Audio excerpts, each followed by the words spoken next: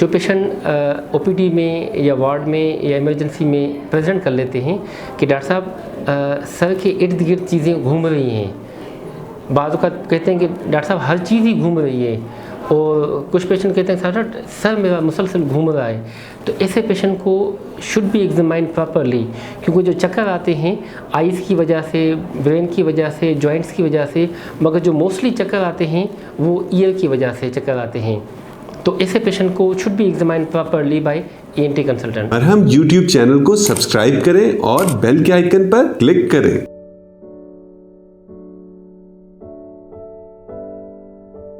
अस्सलाम वालेकुम, मेरा नाम डॉक्टर तारिक अली शेख है। I am working as a ENT head and neck surgeon in Jinnah hospital Lahore. The topic जिस पर आज हमने डिस्कस करना है दैट इज़ वर्टिगो, चक्कर का आना।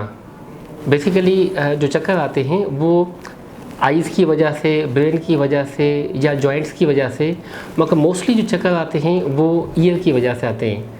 जो पेशेंट प्रेजेंट कर लेते हैं कि डॉक्टर साहब सर के इर्द गिर्द वाली चीज़ें घूम रही हैं, जिसे हम घुमेरी कहते हैं या वर्टाइगो कहते हैं।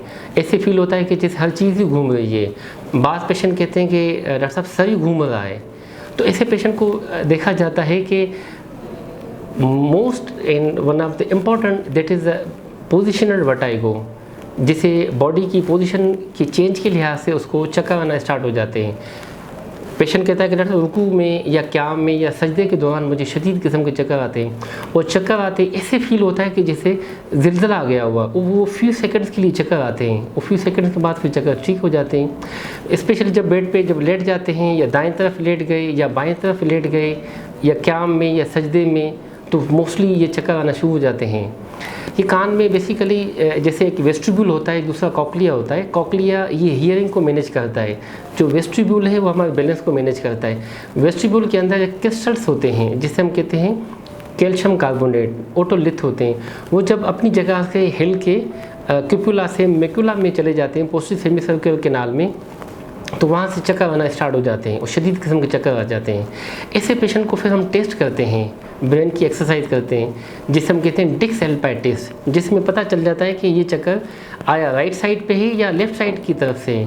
जब भी हमें पता चल जाता है कि ये जो चीज़ें हिल गई हैं एक जगह से दूसरी जगह पे, ये राइट साइड पे डिक्स एल्पाई टेस्ट पॉजिटिव आ जाती है राइट साइड पे, उसको फिर हम थेरापेटिक मैन्यूर करते हैं, उसका ट्रीटमेंट कर लेते हैं। वो जो चीज़ हिल गई है उसको अपनी जगह पर ले आते हैं, दैट इज़ द एप्लीज मैन्यूर।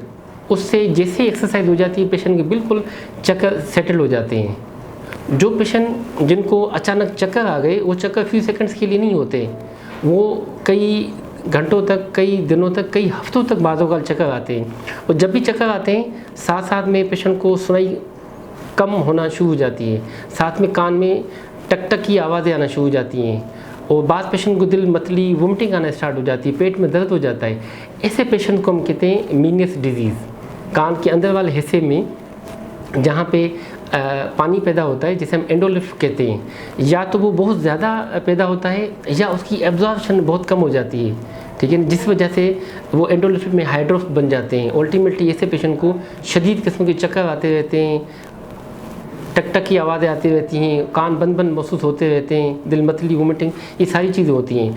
तो ऐसे पेशेंट्स को ट्रीट किया जाता है। ऐसे पेशेंट की फ्लूइड इंटेक वो कम की जाती है, साल्ट रिस्ट्रिक्शन किया जाता है, साल्ट बिल्कुल कम किया जाता है, साथ में पेशेंट को बेड रेस्ट किया जाता है, लिबरेंथाइन सेडेटिव मेडिकेशन की जाती है। पेशेंट को अगर कोई ब्लड प्रेशर, शुगर है, साथ में वो कंट्रोल किया जाता है। अगर कोई एंजाइटी है, डिप्रेशन है, साथ में उस चीज़ को मैनेज किया जाता है। ये पेशेंट बिल्कुल सेट हो जाते हैं। वो पेशेंट जिनको अचानक नज़ला, ज़ुकाम, खांसी, फीवर आना स्टार्ट हो गया और साथ में चक्कर आना शुरू हो गए, शदीद किस्म के चक्कर आना शुरू हो गए, उसे हम वेस्टिबुलर न्यूरोनाइटिस कहते हैं। कि कान के जो अंदर वेस्टिबुलर नर्व है वहाँ पे बेसिकली वर्म हो जाता है, ठीक है ना। ये वायरल इंड्यूस पैथोलॉजी है जिसे वेस्टिबुलर न्यूरोनाइटिस कहते हैं। ये 5 से 7 दिन तक रहते हैं, बातों का 2 हफ्ते तक रहते हैं, बिल्कुल चीज़ें सेटल हो जाती हैं। ऐसे पेशेंट को जिसमें कान के वेस्टिबुलर नर्व पे वायरल इन्फेक्शन हुआ है, ऐसे पेशेंट को फिर हम कहते हैं बेड रेस्ट करें। आप पेनाडाल लें, आप एंटीहिस्टामिन लें, नाक बंद हो जाता है तो डीकंजेस्शन नेज़ल ड्रॉप इस्तेमाल करें, स्टीम लें, ठीक है। साथ में आप चाय लें, कॉफ़ी लें, सूप लें, तो ये सेल्फ लिमिटिंग है, वायरल डिजीज़ है, सेल्फ लिमिटिंग है। ये तकरीबन 7 डेज़ तक, मैक्सिमम 2 हफ्ते तक बिल्कुल चीज़ें सेटल हो जाती हैं। दूसरे जो पेशेंट होते हैं जिनको कान बंद हो गया था और कान से रेशा आना स्टार्ट हो गया था, बाद पेशेंट होते हैं जिनको 4 से 6 हफ्ते तक मामला होता है और चक्कर आना शुरू हो जाते हैं, तो इसे हम कहते हैं एक्यूट सुपेरियर ओटाइटिस मीडिया। वो बाद में चक्कर आना शुरू हो गए विद लेबरेंथाइटिस। कुछ पेशेंट होते हैं जिनको बचपन से पीप आती है, वो कहते हैं डॉक्टर साहब कभी पीला कभी सब्ज़ रेशा आता रहता है, वो गाढ़ा भी होता है, उसमें बदबूदार स्मेल आती है, कभी कभार उसमें खून आना स्टार्ट हो जाता है, जिसे हम कहते हैं chronic superior otitis media with labyrinthitis. ऐसे पेशेंट को हम सीटी स्कैन करवा लेते हैं, उसमें हम जैसे दिल की ईसीजी होती है उसमें हम उसकी ऑडियोमेट्री करवा लेते हैं, साथ में जो कल्चर है उसकी टेस्ट करवा लेते हैं और साथ में उसका मुआयना करते हैं जिसे हम ईयूएम कहते हैं। ये चारों इन्वेस्टिगेशन करके फिर पेशेंट को, जो एक्यूट सुपेरियर ओटाइटिस मीडिया वाला पेशेंट है जिसकी वजह से चक्कर आ रहे हैं, उसको मेडिकेशन दी जाती है। ये विद इन 1 to 2 वीक तक बिल्कुल सेटल हो जाते हैं। जो क्रॉनिक सुपेरियर ओटाइटिस मीडिया जिसको बचपन से ये मामला चलता आ रहा है और अब जाके चक्कर आना स्टार्ट हो गए, डेफिनेटली ऐसे पेशेंट की सर्जरी होती है जिसे हम मेस्ट्राइड एक्सप्लोरेशन कहते हैं। द लास्ट ये है कि वो पेशेंट, जिन पेशेंट को चक्करों के साथ साथ पेशेंट फील करता है कि डॉक्टर साहब मुझे आँखों के दरमियान सूजन हो जाती है, धुंधलापन मुझे हो जाता है और जब मैं पानी पीता हूँ तो वो नाक से आ जाता है, पानी पीते खांसी आना शुरू हो जाती है और सर बाजू सुन महसूस हो जाता है, टांगें सुन महसूस हो जाती हैं, बाजू और टांगों का साथ में फालिज आना शुरू हो जाता है। तो this patient should be examined by neurologist. ऐसे पेशेंट को जिनको फालिज के चांसेस हों, साथ में आधे सर में प्रॉब्लम हो, शदीद किस्म का दर्द महसूस हो, दिल मतली हो, वोमिटिंग वगैरह हो, ऐसे पेशेंट का सीटी स्कैन होगा, MRI होगा, साथ में पेशेंट को न्यूरोसर्जन को दिखा के he will be treated accordingly.